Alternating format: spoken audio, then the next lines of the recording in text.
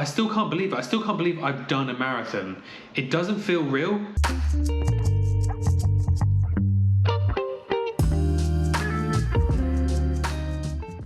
What is up, guys? Average Joe here, gracing your screens once again, and today we are going to talk about the Manchester Marathon. So this is going to be a very detailed overview of the race itself, what happened before the race, what happened after, kind of give you a very detailed experience of what it was like out there in Manchester. And maybe after this video you might want to take part in next year's marathon. So without further ado, let's get on with it.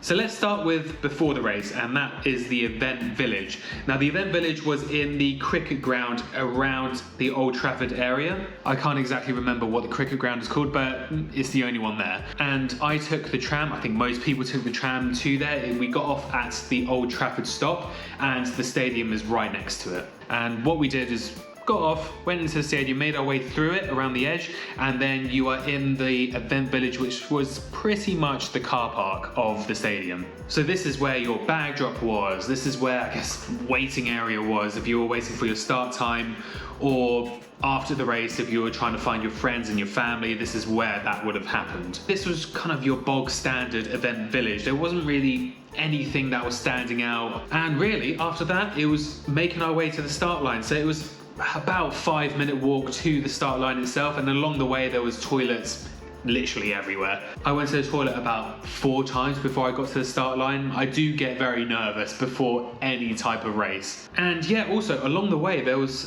trees that were just completely covered with clothing, and that was done on purpose because it was essentially just all of your warm clothing that you wanted to give to charity. So you would wear it just before your race so you're kept warm, and then they had these trees that you just plop all your clothes on that you don't want to wear and you want to give away. And yeah, we were then at the start line. I got a pretty decent position, I think, because I was pretty much at the front of the starting line. Very good vibe, very good energy from the organisers at that starting line. They were hyping everyone up, and they must have been doing that about 6 or 7 times before my wave, and they were still so energetic. So hats off to them because they were great.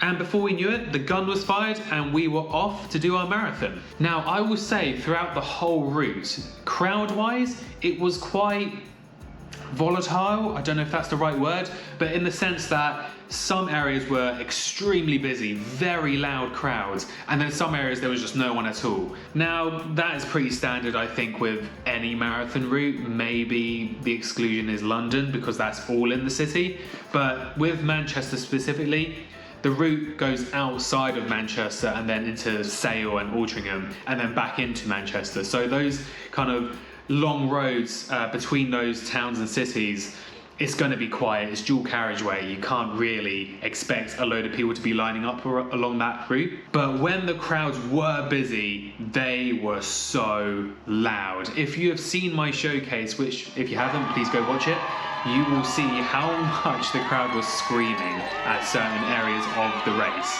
I would say big key cheering areas was really just Manchester itself, Sale itself, and then Altrincham itself.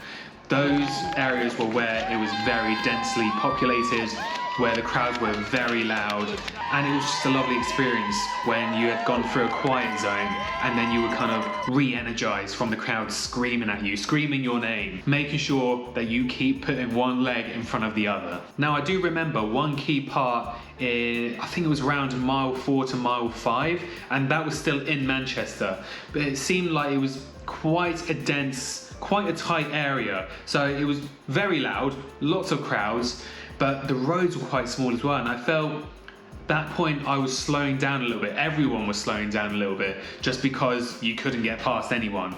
And it was nice, it was really good.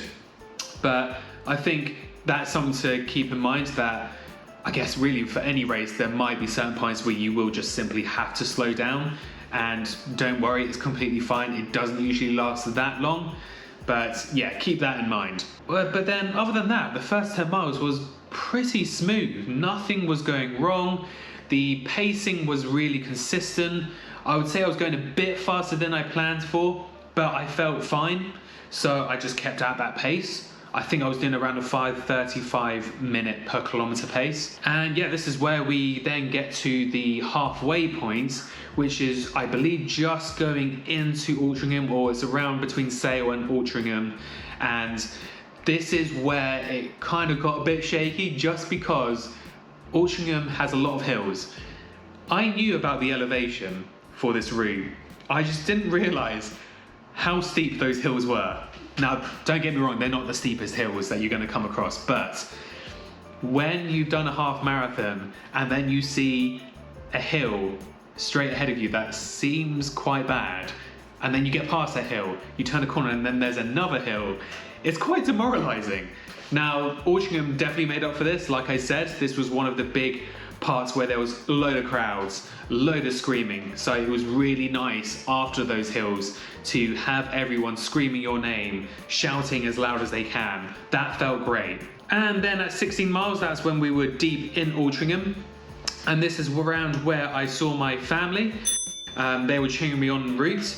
And that was really nice. Stopped for a bit, stopped for about a minute, took on extra gels, took some Percy Pigs, and then I set off. Now, as soon as I set off, so I was facing them, so I was side on to the route, and then as soon as I turned and then started running, my knee twinged. And this is my right knee that I'm talking about, so this is the same leg where I had my other injuries, like my hamstring injury and my tib post injury. It was really painful, and I would say for the next 2 miles, it was just me talking to myself, asking myself, am I actually going to finish this marathon? Because the pain was that bad. As soon as I put any sort of weight on that leg, it was really painful, really deep pain. And actually, a race photographer caught a picture of me kind of visually like unsure what I'm gonna do, and I'll put the picture up for you to see. To be honest, at this point, I was contemplating just slowing down a lot more and just getting to that finish line. I was pushing sub 4 completely out of my mind. I was already accepting that I wouldn't get it just because I was so anxious about this knee. And then something weird happened. I started kind of playing around with my pacing. So I was going slow for a bit. So I was doing around 5:46 minutes per kilometer. And then I was speeding up to about 5:25 per kilometer. And I found that the quicker pace actually helped. The pain disappeared if I was to go at that fast pace. So I would say, to be honest, for the rest of the race, I was kind of going at a faster pace and then slowing down a bit and then going faster again and then slowing down a bit. But yeah, it was really weird. I don't know if people can kind of clarify why that happened, why I was feeling better if I went faster. And then at mile 20, I saw some of my run club who were supporting me and a few others during the Manchester Marathon. And that was so lovely to see. I really needed it at that point because that was deep into my kind of anxiety-ridden brain because of my knee. And it was so lovely seeing them. I didn't really get that on video.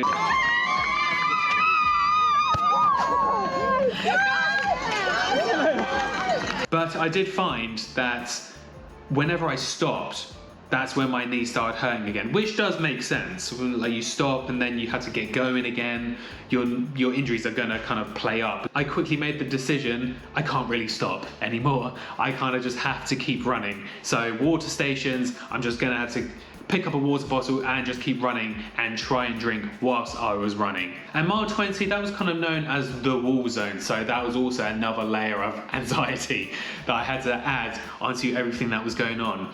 Luckily, I didn't really ever hit the wall. I think my intake of gels and my electrolytes, because I had an electrolyte drink on me, that really helped. And then yeah, I got to mile 23 and that's when I next saw my sisters. I couldn't stop, like I just mentioned, so I had to quickly shout at them, I can't stop, I have to keep going, my knee is really painful. And after this point, after mile 23, I started to get really, really thirsty. Now, I mentioned I had my electrolyte drink on me, but whenever I tried to drink it, just my stomach just did not want it. My throat was kind of closing up. So it was really annoying because I knew that drink was going to help me, but my body just didn't want it.